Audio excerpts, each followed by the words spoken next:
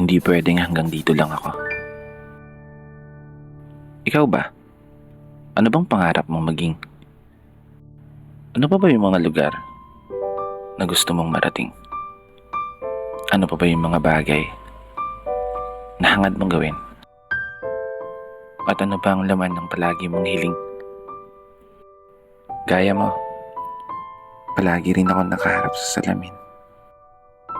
Pinakatititigan ng gusto yung sariling tumitingin.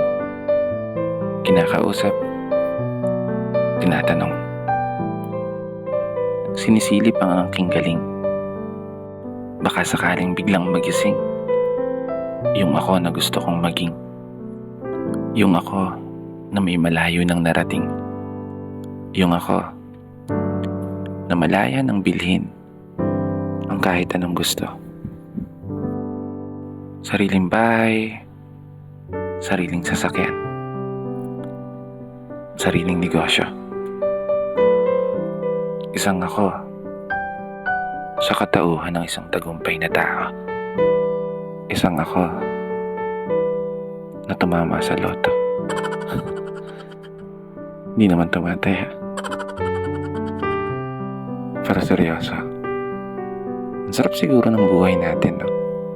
Pag naabot mo na yung mga pangarap mo.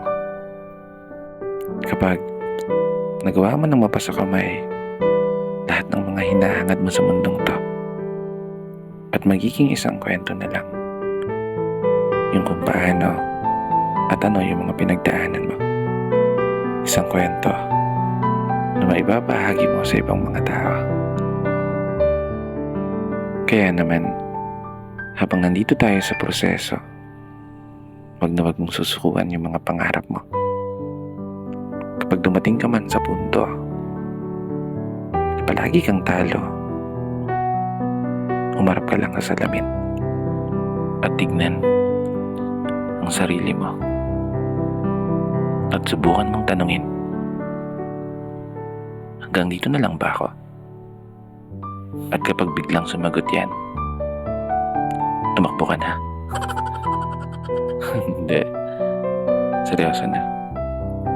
Ika nga nila, ang pagsuko ay para lamang sa mga mahihinang nilalang.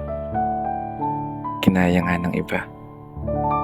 Kaya panigurado, kaya mo yan.